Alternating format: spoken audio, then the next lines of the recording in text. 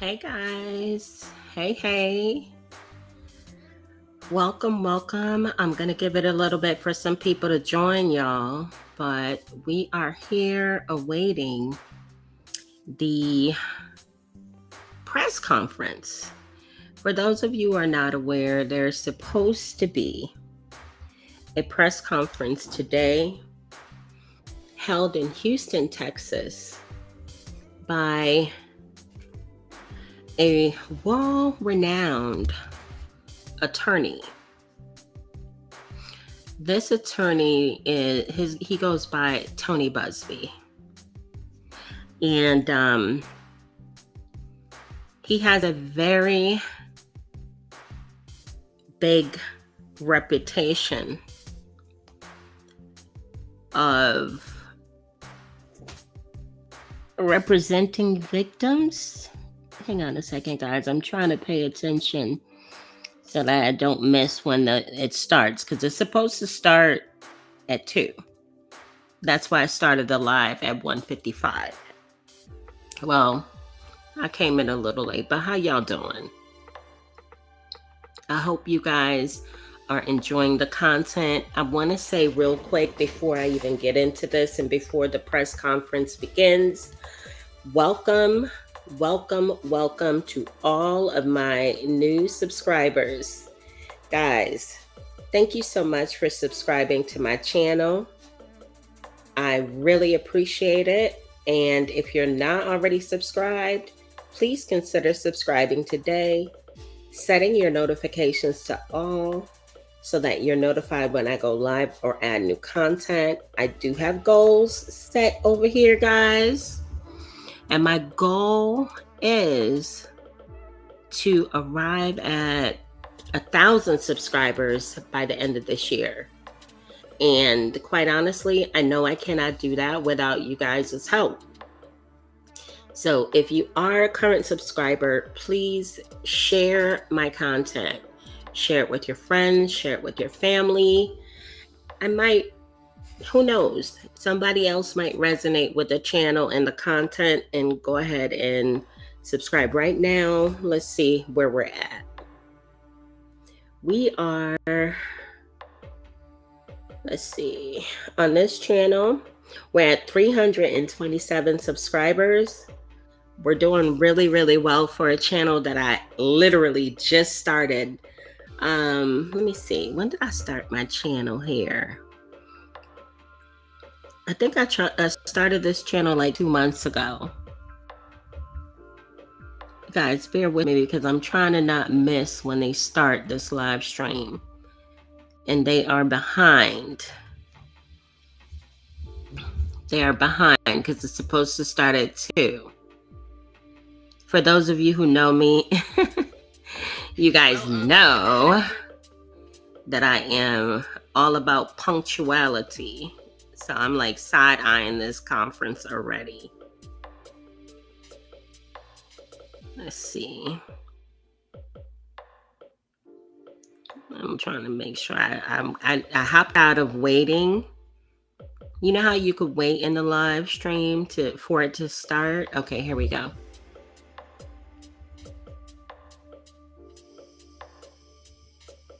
Okay, there's 41 people still waiting. So while we wait, let me tell you a little bit about Mr. Buzbee. Now, excuse me. Tony Buzbee is a Houston attorney.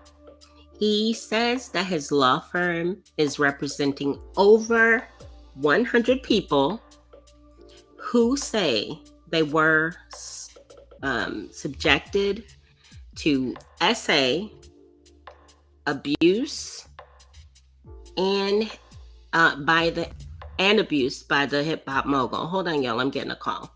I'm gonna go on mute for a second. Just bear with me. Hey, you.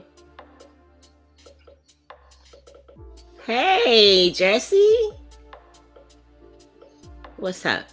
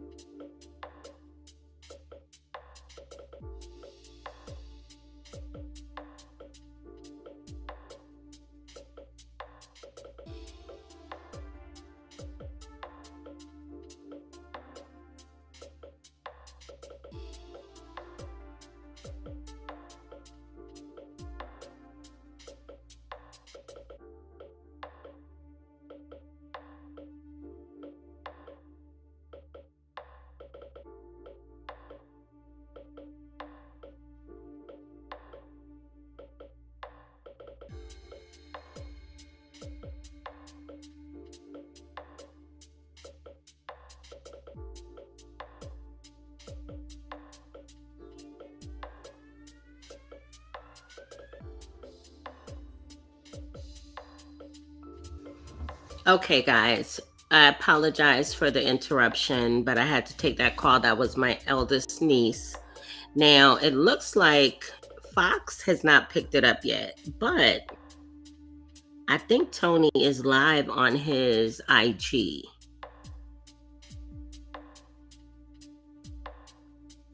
Yeah, he is. Hold on. People claiming to have been victimized by Sean Combs. After vetting, we now represent 120 individuals who intend to bring civil claims in civil court against Sean Diddy Combs, as well as claims against many other individuals and entities that we will name as defendants as we file these individual cases.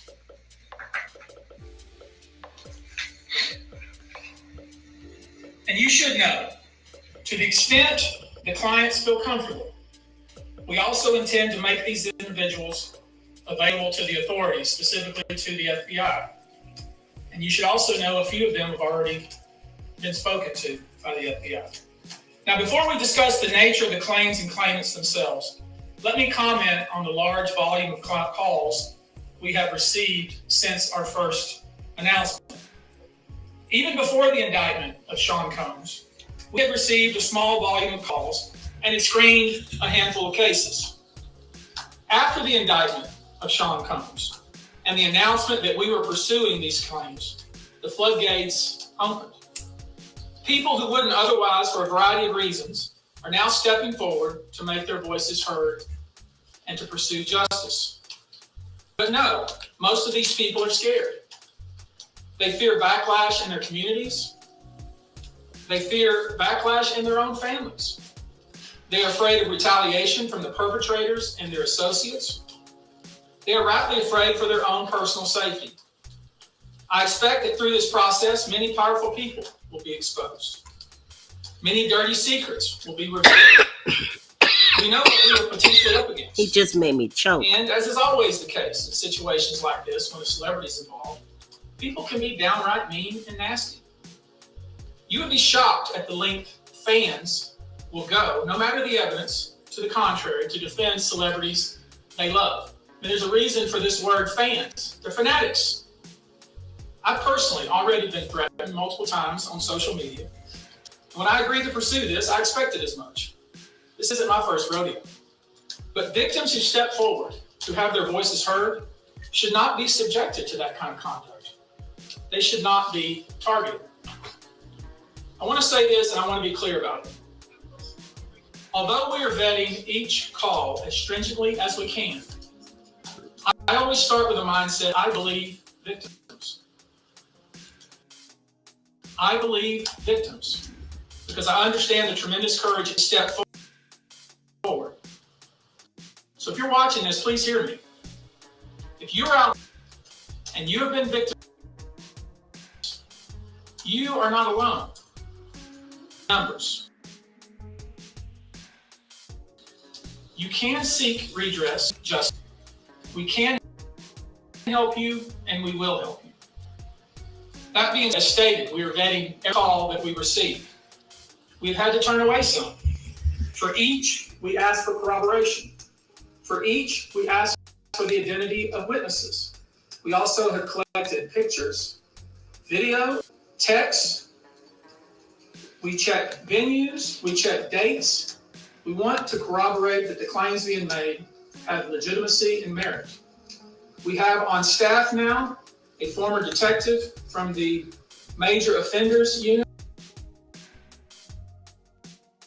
of Houston Police Department who is helping us vet our common sense. We're being stringent because, as I said, these are not easy cases. They're very tough. The process is hard, and in some cases, the process is very lengthy. These cases are hard to prove. Many times it's the victim's word against the alleged perpetrator. Each of these victims will no doubt be publicly attacked by the alleged perpetrators, and in some cases, the general public. The feckless and cowardly keyboard warriors love to attack. We know what we're up against. We did not enter this fray blindly. I wish it was my last such fray. I wish this type of behavior wasn't so pervasive. But it is what it is. So we will press on. As I said, our law firm's 120 individuals at this point to pursue cases in civil court against Sean Diddy Combs. You should know, in this group, it is evenly divided between males and females. Oh my There are goodness. 60 males and 60 females Oh my who have God. joined us to pursue these claims as plaintiffs. In this 60 group, males and 60 62% identify females. as African American, 30% are white, and the remainder are Hispanic or Asian. The victims are from more than 25 states. The majority are from California, New York, Georgia, and Florida. I want to focus on the ages of these victims. When we talk about the ages of the victims when the conduct occurred, it's shocking. Our youngest victim at the time of the occurrence was 9 years old. We have an individual who was 14 years old. We have one who was 15. 25 of the 120 individuals who are plaintiffs in these cases were minors at the time of the acts complained of. The time frame of the acts complained of is very wide. The conduct at issue spans from the years 1991 all the way till this year, 2024. If you wonder why there are so many alleged victims, that's your answer. We're talking about more than 25 years of this type of conduct. Now, although most of the victims who have stepped forward were victimized after 2015, this has been going on for a very long time.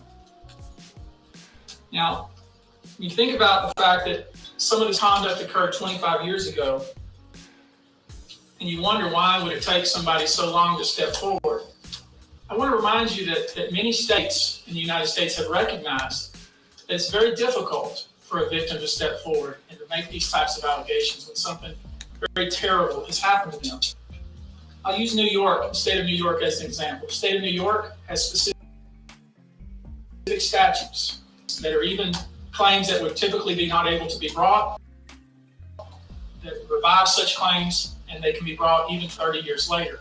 Because there's a recognition there in New York and California and other states that it's very difficult for a victim to come forward. And I would respectfully suggest any reason. Many of these are coming forward because they see other victims coming forward. And it gives them some comfort that, hey, I won't be the only one. And I expect more victims will come forward. You know, there's an old saying, it says, a lie has great speed, but truth has endurance. The acts complained of in these cases that we're going to file occurred primarily in New York, either Manhattan or the Hamptons, or occurred in California, primarily in Los Angeles, or in Florida, primarily in Miami. Most of these events and incidents occurred at parties, typically after parties, or album release parties, New Year's Eve parties, 4th of July parties, something they call puppy party, the all-white party, although several of these events occurred at auditions. Many times, especially young people wanting to break into the industry, were coerced into this type of conduct in the promise of being made a star, or in the promise of having Sean Combs listening to their tape, or even let them read for Sean Combs. You should know that some of this behavior occurred at well-known venues in New York City. Some of this behavior occurred at private residences of people that we all know. Some of this behavior occurred at hotels that we're all familiar with. You should know that more than 55% of the victims filed reported this conduct to either the authorities, that is the police, or to hospitals. We're in the process of collecting with our team assistants, medical records, reports that were made to the authorities. And I've already said that some of the individuals in this group did in fact talk to the FBI. You should know that several of the individuals, and when I say several, I mean many, who did in fact seek medical treatment were drug tested. And drugs were found in their system, weird drugs that you probably never heard of. One in particular that continues to pop up is a drug called xylazine, or tranq, which based on our research is known as a horse tranquilizer. Now, there's been a lot of reports that we're filing a class action. This is not a class action. Class action is when one or two people file a case on behalf of a group of people. That's not this. These cases will be individual cases. Each case will live and die on its own merit. These cases will be filed individually, one plaintiff against whoever the defendants were involved in the case. Each case may be filed in one venue like California, another case may be filed in New York.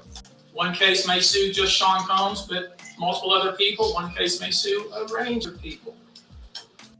I would expect most of them to be filed, as I said, in New York and Los Angeles. Now, I know this. Many of you came here thinking or hoping, or perhaps believing that I may start naming names. That day will come, but it won't be today. The day will come when we will name names other than Sean Combs, and there's a lot of names. It's a long list already.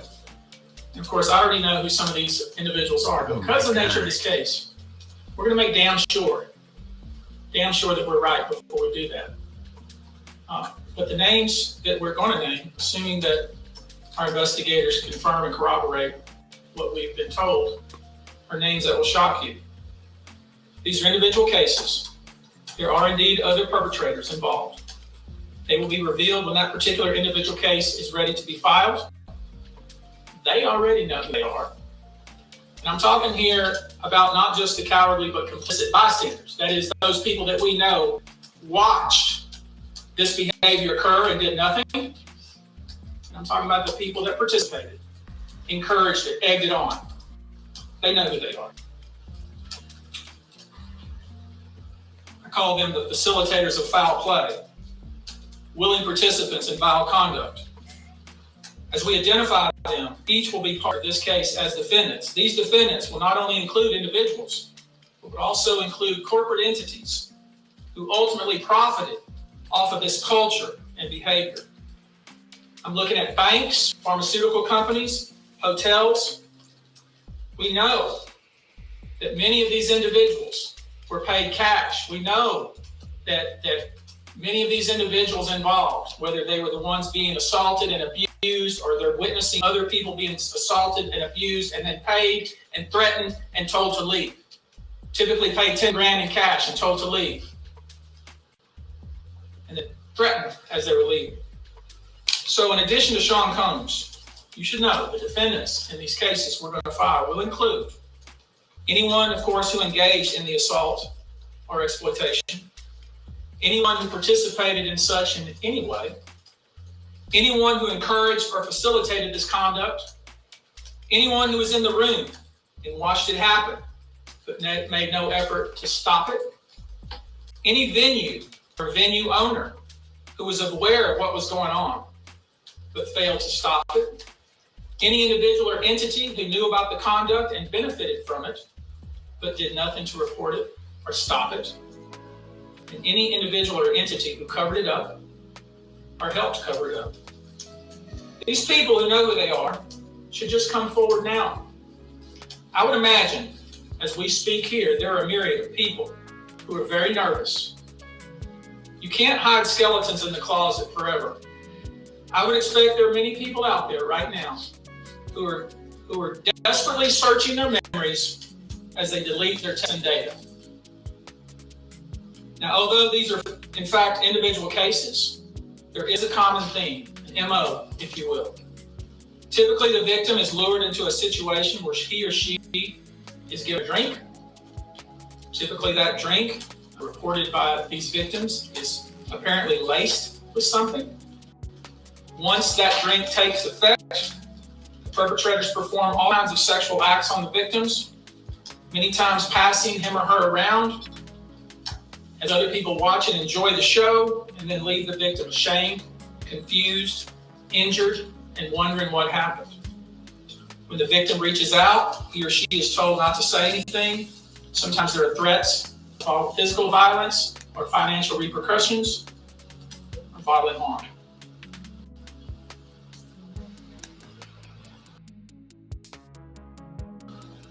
The claims we intend to bring will include violent sexual assault or rape, sexual abuse, facilitated sex with a controlled substance, false imprisonment, compelling prostitution, sexual misconduct, dissemination of video recordings, false imprisonment, sexual abuse of minors.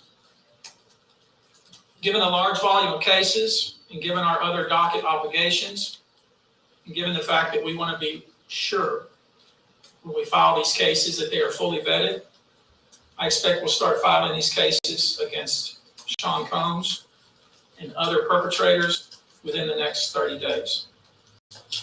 Now, it's rare, sexual abuse, sexual exploitation, this type of activity is pervasive in our society, and it's rare we get a chance where we can really focus on this as a country and really focus on this about how pervasive this is and what we as collectively can do about it. So I thought I'd take this opportunity before I go into some of the individual cases and talk about some of the individual claims being made and so you'll get a sense of what this 120 people group looks like individually. I want to bring forward Carrie Paul. She's a national victim advocate who helps victims who have been victimized by this type of conduct. And she has some important words, and I hope you'll pay close attention. I think it's important that you hear from her.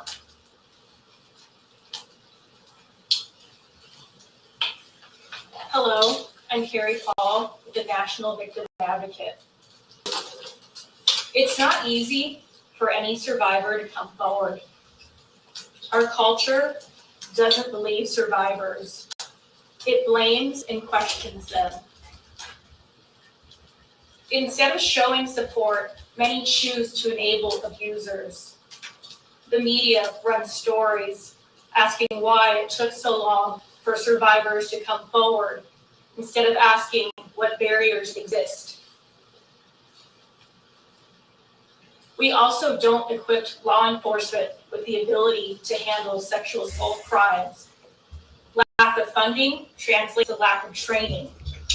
We have officers in the field that don't know what to say to a rape victim, and also an alarming amount of backlog untested rape kits. Prosecutors are focused on what they can prove in a case, and if so, how to do that at time of trial. Advocate and staff are stretched thin with growing caseloads in the criminal justice system. Most people don't know how the criminal justice works in general. There isn't enough staff or resources to adequately explain the entire process to every victim and survivor. Our culture works against victims and survivors every day, and abusers know this. Abusers work themselves into positions of power, building a public image that is trusted and financially large enough to make people look away. Abusers are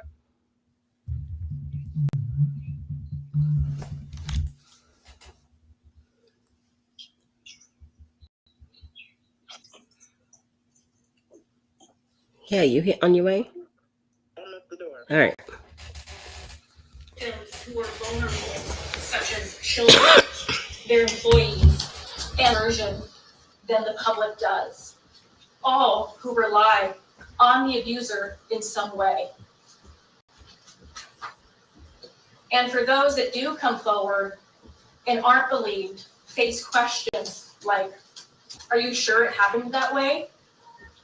Were you drinking? What were you wearing? All of this creates an environment that enables abusers to continue abusing them and future victims.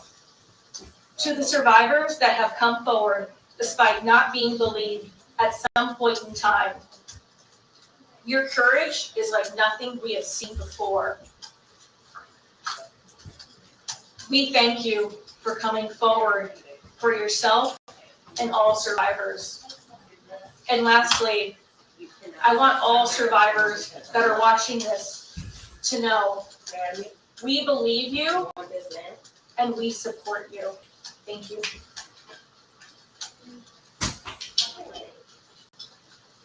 I want you now to hear from our co-counsel, Andrew Van Arsdale.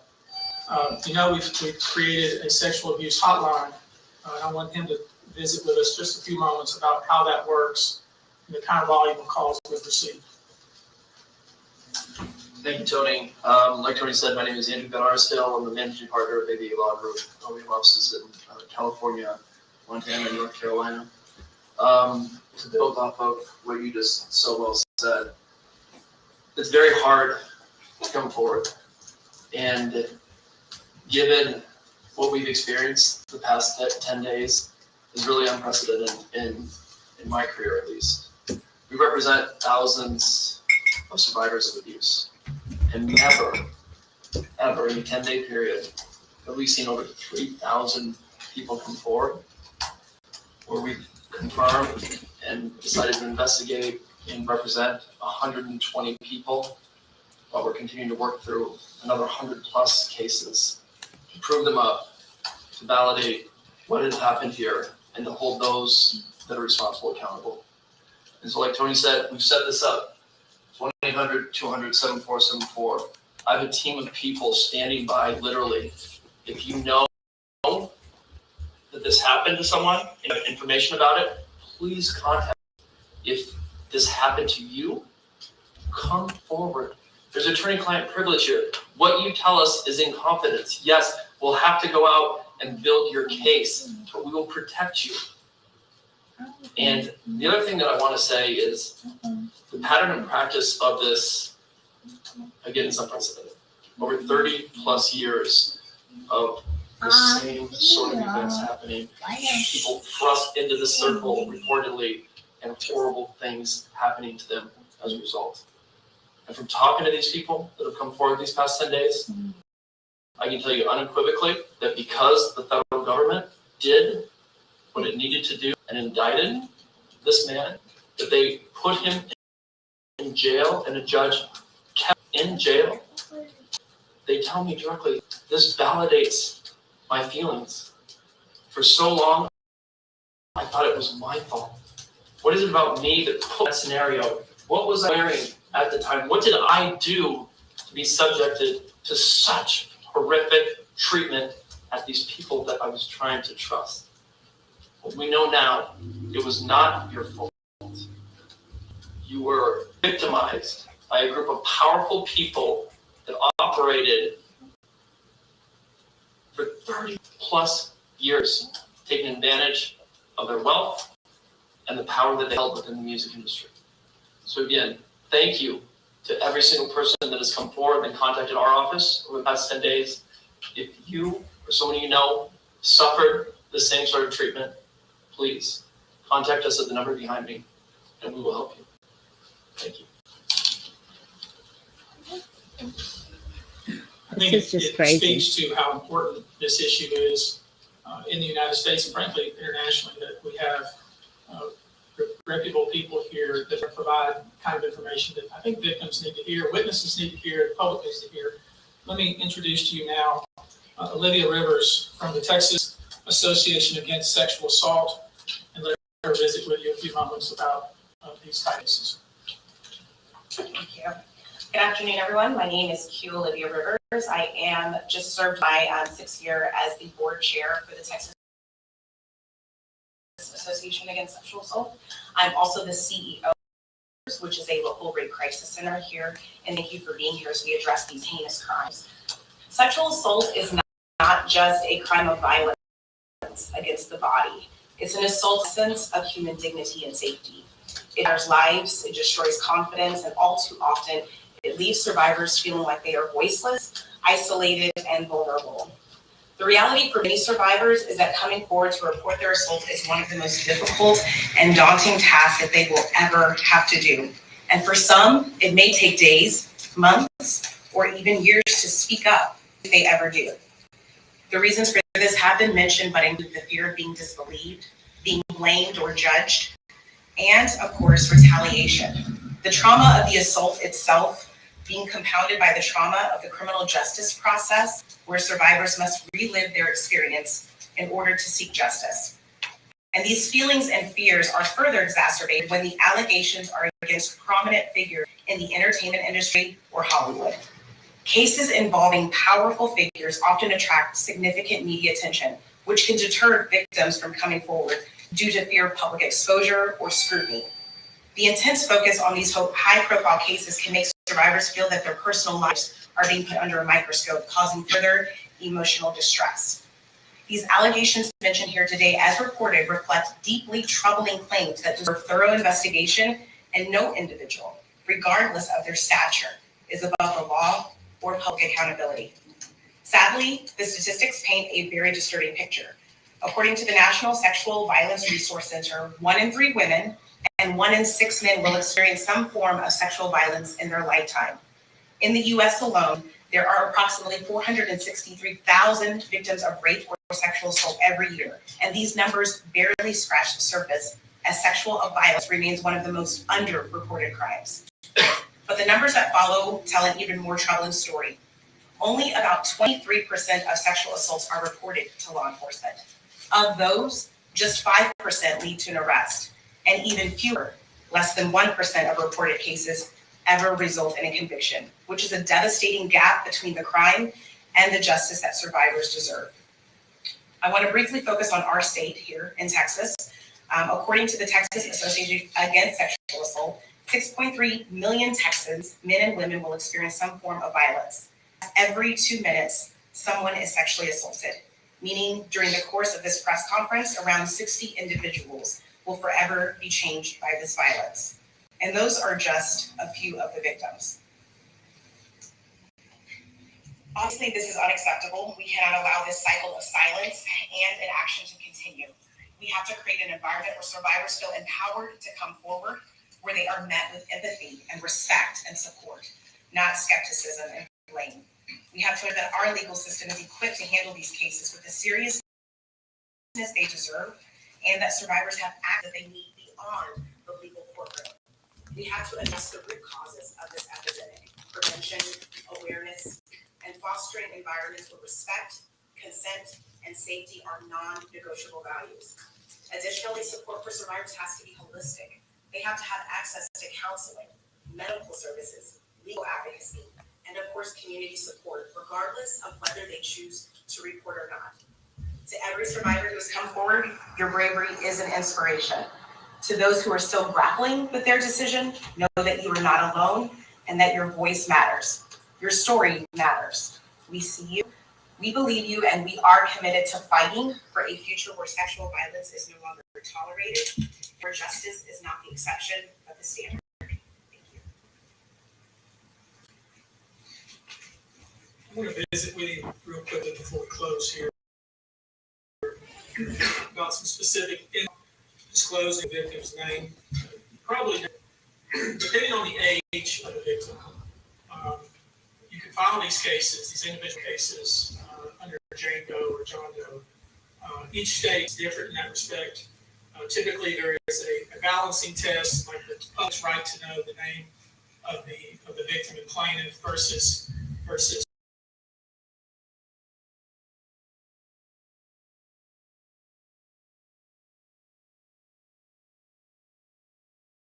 cases under pseudonym until the court tells us otherwise. But let me share with you a few just to give you a sense of the kind of cases and the kind of instances that people are calling and reporting that we are trying to corroborate, vet.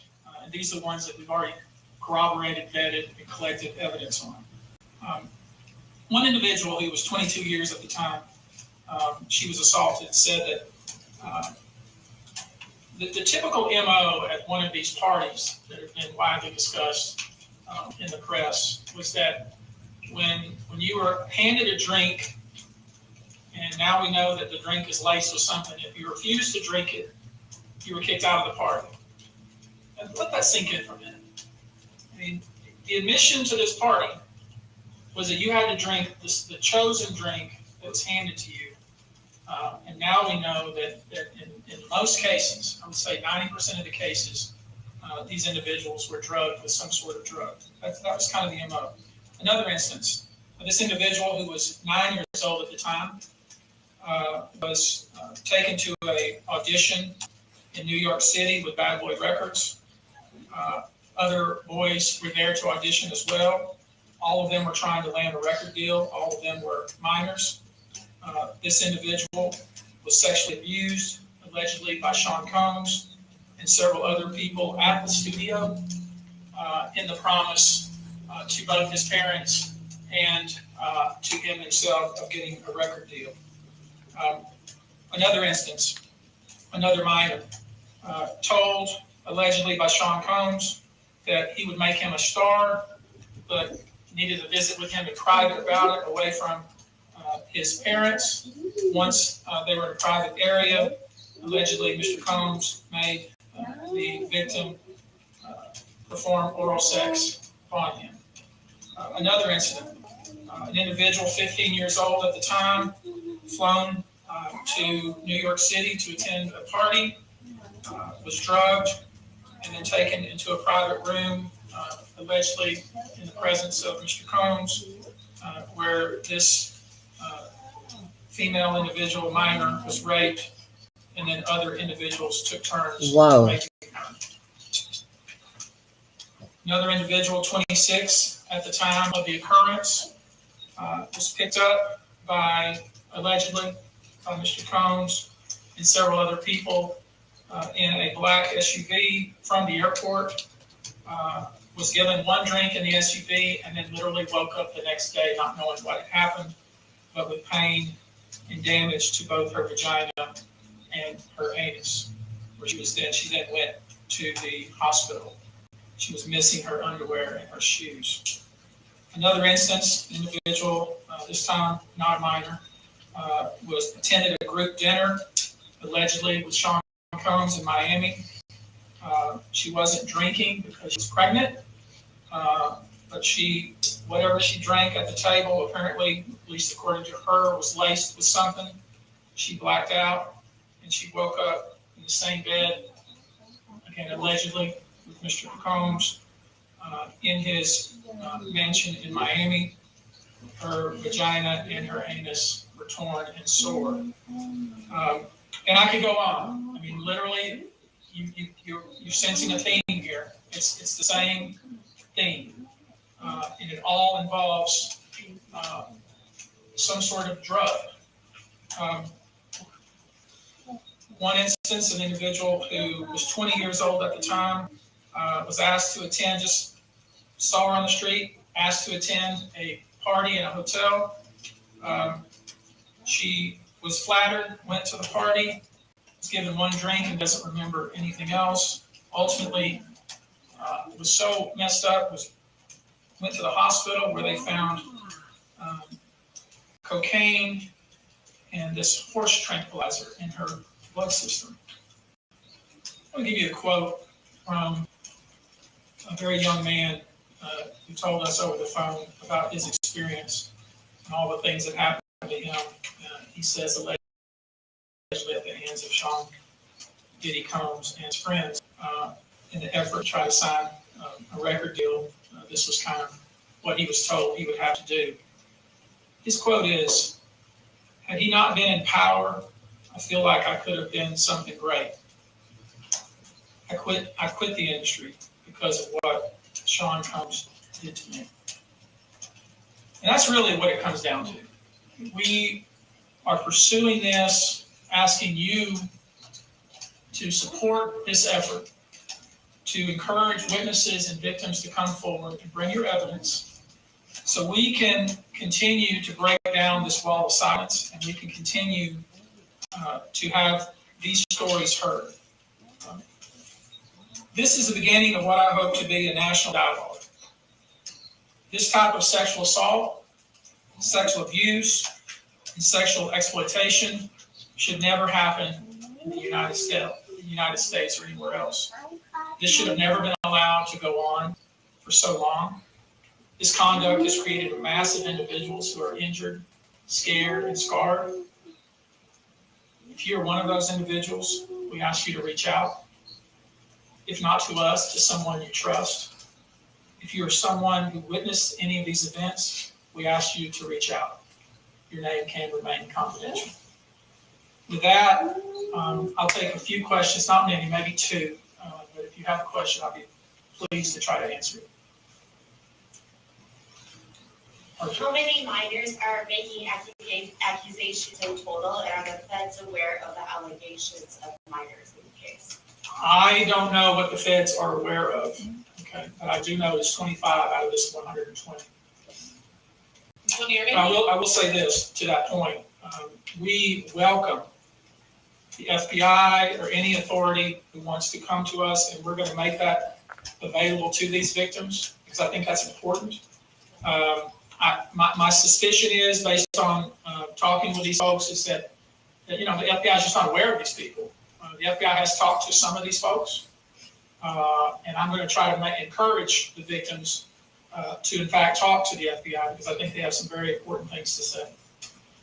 And were all of the children auditioning because they were musicians, or were any of them kids of employees or anything like that? All seeking either TV or some sort of music career with promises of, What? I'm going to make you a star. Instead, basically did things to them such that they don't want to have anything to do with the entertainment industry. Yeah. All right, guys. Thank you very much for your Please, attention. shoes. We're going to go there. Thank you. Do you anticipate any Houston cases? Wow. Any filed here? There's a few plaintiffs here, but I don't anticipate Woo. filing. Guys, that was a lot. That was quite a bit.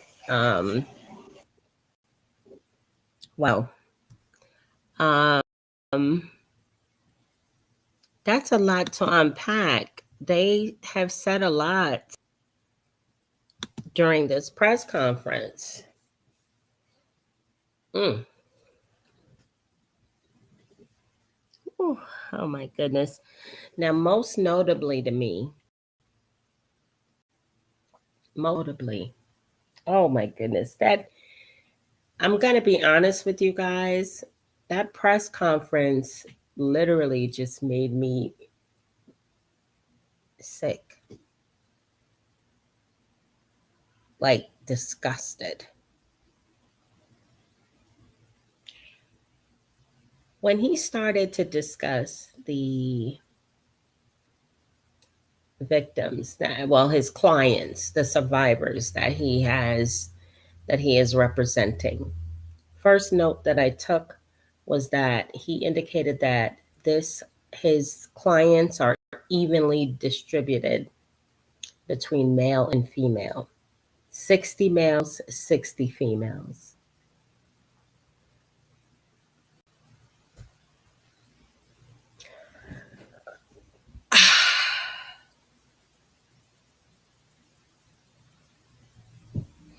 This case against Sean P. Diddy Combs is going to be historic. It